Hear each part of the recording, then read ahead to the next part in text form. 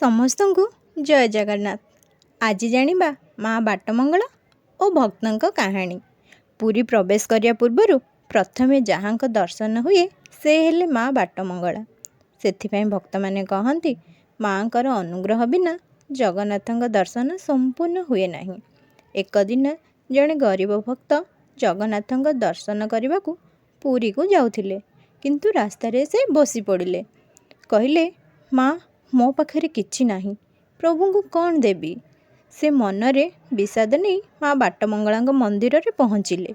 ମାଙ୍କୁ କହିଲେ, ମା, ମୁଁ ଗରିବ, ପ୍ରଭୁଙ୍କୁ କିଛି ଦେବାକୁ ମୋ ପାଖରେ ନାହିଁ। ତୁମେ ଯଦି ଅନୁଗ୍ରହ କର ମୋର ଦର୍ଶନ ସାର୍ଥକ ହେବ। ମାଙ୍କ ଦେବୀ ମୂର୍ତ୍ତିରୁ ଲାଗିଲା ଯେପରି, ଭକ୍ତ, ଭକ୍ତିରୁ ବଡ଼ କିଛି ନାହିଁ। ମୁଁ ତତେ ଆଶୀର୍ବାଦ କରୁଛି, ପ୍ରଭୁଙ୍କ ଦର୍ଶନ ସାର୍ଥକ ହେବ। ଭକ୍ତ ଆନନ୍ଦରେ ମାଙ୍କୁ ପ୍ରଣାମ କରି ପୁରୀ ମନ୍ଦିରକୁ ଗଲେ। ସେହିଦିନ ପ୍ରଭୁ ଜଗନ୍ନାଥଙ୍କ ମହାପ୍ରସାଦ ସ୍ୱୟଂ ସେହି ଭକ୍ତଙ୍କୁ ମିଳିଲା।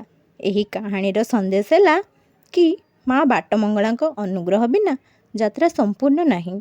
ଭକ୍ତି ସେ ହେଉଛି ସବୁଠାରୁ ବଡ଼ ଦାନ। ଜୟ ମା ବାଟମଙ୍ଗଳା, ଜୟ ଜଗନ୍ନାଥ।